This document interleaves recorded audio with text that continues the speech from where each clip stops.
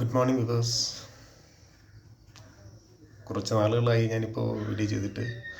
ചില സാങ്കേതിക കാരണങ്ങളുണ്ടായിരുന്നു. Personally hospital case അങ്ങനെയുള്ള കുറേ കാര്യങ്ങൾ കാരണം ഒന്നും ചെയ്യാൻ പറ്റിയിട്ടില്ല.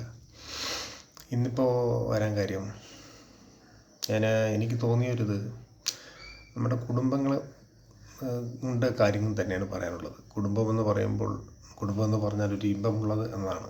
പക്ഷേ ഇന്ന് നടന്നുകൊണ്ടിരിക്കുന്നതല്ല, പല സംഭവങ്ങളാണ് നടന്നുകൊണ്ടിരിക്കുന്നത്. ഡിവോഴ്സ് അങ്ങനെയുള്ള സംഭവങ്ങൾ ഒത്തിരി നടക്കുന്നുണ്ട്. ആക്ച്വലി ഈഗോ ക്ലാഷ് മെയിനായിട്ടുണ്ട് അതിലുപരി ഭാര്യ ഭർത്താക്കന്മാരുടെ ഈഗോയും തമ്മിലുള്ള അടിപിടി സംഭവങ്ങൾ, ഇതൊക്കെ വരാനുള്ള കാരണം പരസ്പര ധാരണയില്ലായ്മയൊക്കെയാണ്. എല്ലാവർക്കും പ്രശ്നമുണ്ട്, മനുഷ്യരാകുന്ന എല്ലാവർക്കും കോപവും എല്ലാം ഉള്ളത് തന്നെയാണ്. പക്ഷേ ഇത് കൂടിക്കൂടി വരുന്നത് നമ്മുടെ ഈ കാലത്ത്. ഇത് കണ്ടാണ് കുട്ടികൾ വളരുന്നത്. പക്ഷേ ഇത് എല്ലാവർക്കും ഉണ്ട്, എനിക്കുണ്ട്, എല്ലാവർക്കും ഉണ്ട് ദേഷ്യവും കാര്യങ്ങളും. പക്ഷേ പരസ്പരം മനസ്സിലാക്കി വിട്ടുകൊടുത്ത് നമ്മൾ ഓരോ കാര്യങ്ങൾ ചെയ്യാമെങ്കിൽ പലതും അച്ചീവ് ചെയ്യാൻ പറ്റുമെന്നാണ് എനിക്ക് മനസ്സിലായത്. കാര്യം ഇന്ന് നടന്നുകൊണ്ടിരിക്കുന്ന പല ചെറിയ ചെറിയ കാര്യങ്ങൾക്കാണ് അടിയും പിടിയും ബഹളങ്ങളും നടക്കുന്നത്. പക്ഷേ പലരും അത് ശ്രദ്ധിക്കാറില്ല. അല്ലെങ്കിൽ നമ്മളെ കുട്ടികളിത് കണ്ടിട്ട് തന്നെ എന്തൊക്കെയാണ് ചെയ്തു കൂട്ടുന്നത്. പല ആൽക്കഹോളിക്കിൻ്റെ ഇതിൽ അഡിക്റ്റ് പല സംഭവങ്ങളാണ് നടക്കുന്നത്.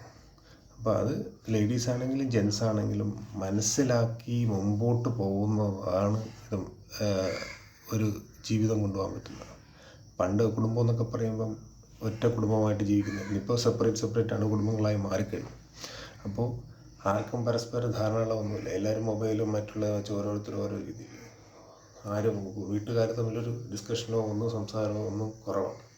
എല്ലാവരും പല സെൽഫിഷ് കാര്യങ്ങളുമായിട്ട് ഇങ്ങനെ മുമ്പോട്ട് പോകും.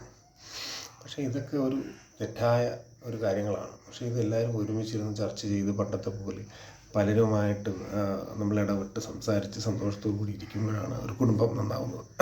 ഒരു കുടുംബം നന്നാവണമെങ്കിൽ ബേസിക് തിങ്സ് നമ്മുടെ ഈഗോ കളയുക, പിന്നെ പരസ്പരം ഒരു ധാരണ ഉണ്ടാവുക. ഇന്നത്തെ കാലഘട്ടത്തിൽ ഭാര്യ ഭർത്താക്കന്മാർക്ക് ജോലി ഉണ്ടാവണം. ചിലപ്പോൾ ഭാര്യമാർക്ക് ജോലി ഉണ്ടാവില്ല, ഭർത്താക്കന്മാരായിരിക്കും ജോലി ചെയ്യുന്നത്.